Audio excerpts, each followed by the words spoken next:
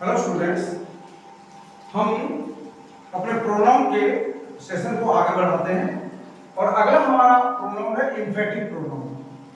मैंने आपको बताया था, जब हमने आपको रिफ्लेक्सिव प्रोनाउन बताए थे पिछले वीडियो में, तो मैंने बताया था कि रिफ्लेक्टिव और इंफेटिव प्रोनाउन एक ही होते हैं, इनमें सेल्फ और सेल्फ लगा होता है।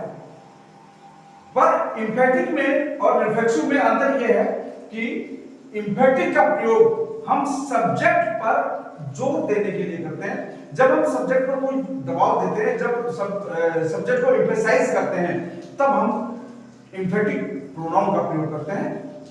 देखिए, वह प्रोनाउन जो सब्जेक्ट पर जोर देने के लिए प्रयोग किया जाए, सब्जेक्ट को एम्फसाइज करने के लिए प्रयोग किया जाए, इंफेटिव प्रोनाउन कहलाता है। इसका यूज प्राय सब्जेक्ट के तुरंत बाद होता है। कभी कभी इसका प्रयोग प्रीपोजिशन के ऑब्जेक्ट के रूप में भी करते हैं।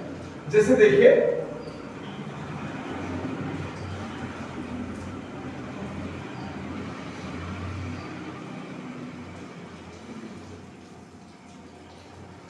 I myself did it. I myself did it. इसका मतलब क्या हुआ? मैंने खुद ने ये कार्य किया, यानी myself ने I को इम्प्रेस किया है। यदि इसी सेंटेंस को हम ऐसे लिख देते हैं, I did it myself, I did it myself, तो यहां पर यह हो जाता रिफ्लेक्सिव प्रोनाउन। यहां पर यह रिफ्लेक्सिव प्रोनाउन हो जाता, पर यहां पर क्योंकि सब्जेक्ट के बाद, सब्जेक्ट पर इम्प्रेस करने के लिए सब्जेक्ट के तुरंत बाद आया है, तो ये क्या हो गया? ये इंफेटिव प्रोनाउन होगा। He himself invited me, उसने खुद ने मुझे इनवाइट किया। He lives in this house by himself। देखिए, by himself, by himself यहां पर देख, प्रीपोजिशन से पहले इसके प्रोनाउन से पहले हमने किसका प्रयोग किया? by का, इसलिए ये प्रोनाउन क्या हो गया? ये इंफेटिव प्रोनाउन होगा, क्योंकि प्रीपोजिशन के बाद हम जब प्रोनाउन का, सेल्फ प्रोनाउन का प्रयोग करेंगे तो वो इंफेटिव प्रोनाउन होगा। और इसका मतलब होता है अलोन। अलोन मींस बिना किसी हेल्प के, without help of any other person. तो बाय हिमसेल्फ का, यानी by myself, by himself, by yourself, जब बाय प्रीपोजिशन का प्रयोग आएगा, बाय के ऑब्जेक्ट के रूप में इसका प्रयोग होगा, तो अकेले ही, यानी अपने आप ही। You have ruined your health by your health, यानी किसी दूसरे ने तुम्हारा स्वास्थ्य बिगाड़ने में कोई रोल नहीं अदा किया, बल्कि तुमने अकेले ने ही, तुमने खुद ने ही अपना स्वास्थ्य खराब किया है। They themselves decide to do so.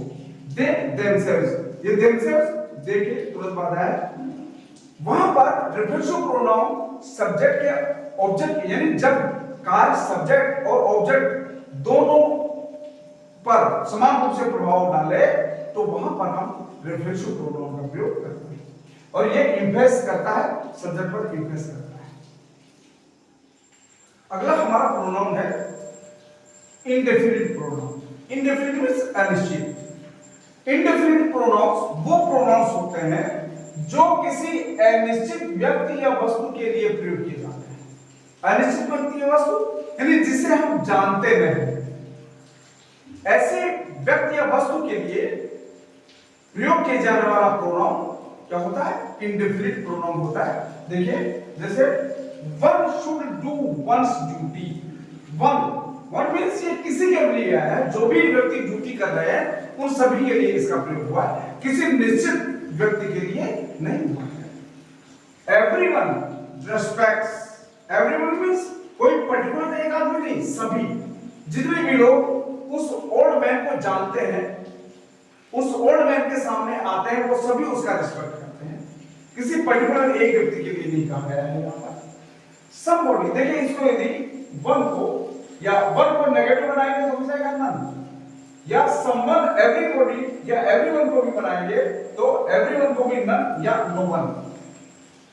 Somebody has stolen, somebody में किसी ने भी, समबॉडी को भी दिए नेगेटिव बनाएंगे तो हो जाएगा नोबॉडी। फ्यू, वेरी थॉट, ये देखिए फ्यू भी कुछ, पता नहीं कौन से लोग। Few were caught, many scattered, many भी, मैनी यानी कुछ पकड़े, वहां पर कुछ लोग एकत्र थे, पर्टिकुलर नहीं, कोई भी, अनिश्चित। Only Mohan past, others fail. ये अदर्स क्या होगा? अदर्स होगा इंडेफिनिट प्रोनाउन। अदर्स यानी दूसरे फेल हो गए। एक आदमी को हमको बताया कि मोहन, ये पर्टिकुलर हो गया, बाकी ये कौन से हो गए? इंडेफिनिट हो गए। आर दैट ग्लिटर्स यानी चमकने वाली सभी चीजें। कौन कौन सी चीजें? ये नहीं, पर्टिकुलर नहीं, चमकने वाली सभी चीजें। तो all that glitters is not gold. तो ये आर किसके लिए होगा? इंडेफिनिट के लिए। वन और अदर, ये दोनों ही, वन भी और यहां पर अदर भी, ऑफ देम मस्ट बी। तो इस तरह से इंडेफिनिट प्रोनाउन का हम प्रयोग करते हैं। नेक्स्ट हमारा प्रोनाउन है रिलेटिव प्रोनाउन। रिलेटिव से ही सबसे हमें पता लगा, रिलेट यानी संबंध जोड़ने वाला, जो अपने ही इक्विवेलेंट नाउन वर्ड से या अपने ही इक्विवेलेंट वर्ड से जो रिलेट करे, संबंध बनाए, वो क्या होता है? रिलेटिव प्रोनाउन कहलाता है। जो ऐसे नाउन के स्थान पर आए जो उसी का इक्विवेलेंट नाउन है, तो ये रिलेटिव प्रोनाउन कहलाता है। ये दो सेंटेंसेस को भी जोड़ता है, इसलिए इसको कोरिलेटिव कंजक्शन भी कहते हैं। ये कंजक्शन का कार्य भी करता है, इसे कोरिलेटिव कंजक्शन भी कहा जाता है। ये दो वाक्यों को जोड़ने के लिए ही प्रयोग किया जाएगा। जब दोनों वाक्यों में एक ही नाउन होगा, तो एक नाउन को हम रखेंगे, दूसरे नाउन के स्थान पर उसका प्रोनाउन रखेंगे जो रिलेटिव कंजक्शन का, कोरिलेटिव कंजक्शन का प्रयोग करेगा। जैसे देखिए क्या हम देखते हैं, I met Mohan who was returning from school। ये who कौन है? स्कूल से कौन रिटर्न कर रहा था? मोहन।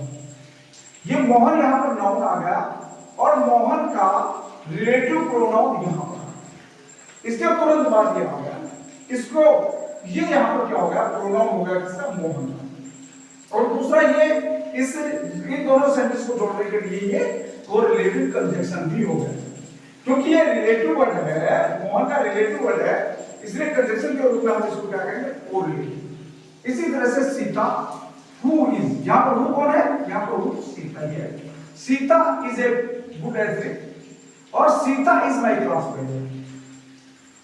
तो सीता को जब हम दोनों वाक्यों को जोड़े, तो सीता को यहां पर हमने रिलेटिव प्रोनाउन के रूप में रख दिया। I gave him a book which, ये व्हिच क्या? Which he has not yet return, जिसे वो अभी तक उसने नहीं लौटा है। किसको नहीं लौटा है? इस बुक को। ये व्हिच बुक के रिलेटिव कंजक्शन के रूप में या प्रोनाउन के रूप में यहां पर आ गया है। This is the house which, which किसके लिए है? हाउस के लिए है। तो ये हाउस का रिलेटिव प्रोनाउन हो गया। द रोड दैट कौन? That leads to Lucknow, Lucknow कौन क्या जाता है? सड़क। तो ये दैट किसके लिए आएगा? रोड के लिए। इस रोड का रिलेटिव प्रोनाउन के रूप में इस दैट का प्रयोग हमने किया। आई हैव ए सन हूं, जिसे, किसको? आई लव मच, मैं बहुत अधिक प्यार करता हूं, किसको? बेटे को। तो ये यहां पर हूं किसके लिए आ गया? इस बेटे के ऑब्जेक्ट के लिए आ गया। सी इज द मैन विद हूं, ये देखिए ये ऑब्जेक्ट प्रोनाउन है, ये ध्यान रखिएगा। विद हूं, ये देखिए प्रीपोजिशन, ऑब्जेक्ट ऑफ प्रीपोजिशन, ये इस प्रीपोजिशन के लिए, प्रीपोजिशन के बाद आया, और ये आया किसके लिए? मैन के लिए। विद हूं, जिसके साथ, किसके साथ? इस मैन के साथ। तो रिलेटिव प्रोनाउन अपने ही इक्विवेलेंट नाउन से रिलेट करती है, यानी दूसरे सेंटेंस में वो नाउन जहां पर होगा वहां पर उस स्थान से वो अपने नाउन के साथ आकर रिलेटिव प्रोनाउन के रूप में आ जाएगा। और ये रिलेटिव प्रोनाउन मैंने आपको बताया। हमारा अगला प्रोनाउन होगा इंटरोगेटिव प्रोनाउन। इंटरोगेटिव प्रोनाउन वो प्रोनाउन होते हैं जो किसी नाउन या प्रोनाउन के लिए प्रश्न पूछे। ये WH वर्ड होते हैं जो ये किसी नाउन या प्रोनाउन के लिए प्रश्न पूछते हैं, किसी की विशेषता के लिए प्रश्न नहीं पूछते हैं, किसी नाउन या प्रोनाउन के लिए प्रश्न पूछते हैं। ध्यान दीजिएगा, जैसे ये सेंटेंस हम देखें, What have you in your bed? यहां पर what जो शब्द आया है ये किसके लिए? प्रोनाउन के लिए आया है, ये एडजेक्टिव के लिए नहीं आया है, क्योंकि यदि इसके तुरंत बाद नाउन आता तो ये एडजेक्टिव हो जाता। ये किसी नाउन या प्रोनाउन के लिए प्रश्न पूछा गया। इसी प्रकार ये which is your pen, ये which प्रश्न पूछा गया किसके लिए? पेन की ओर संकेत करवाने के लिए। जैसे कोई ये कहेगा दिस इज माय पेन, तो ये यहां पर किसके लिए विच जो आया है वो संकेतवाचक यानी डेमोस्ट्रेटिव प्रोनाउन के लिए प्रश्न आया है। ये व्हाट है, ये किसी भी ऑब्जेक्ट के लिए प्रश्न आया है। हुज, ये किसी पोजीशन के लिए, जैसे mine, this is whose is this book, mine is this book, mine is this book, ये किसके लिए आया है, ये पोजीशन प्रोनाउन के लिए आया है। हु, ये सब्जेक्ट प्रोनाउन के लिए आया है। whom, ये ऑब्जेक्ट प्रोनाउन के लिए आया है। तो ये सभी प्रोनाउंस के लिए प्रश्न पूछे गए, नाउन या प्रोनाउन के लिए प्रश्न पूछे गए, इसलिए इनको हम क्या कहेंगे, इंट्रोगेटिव प्रोनाउन।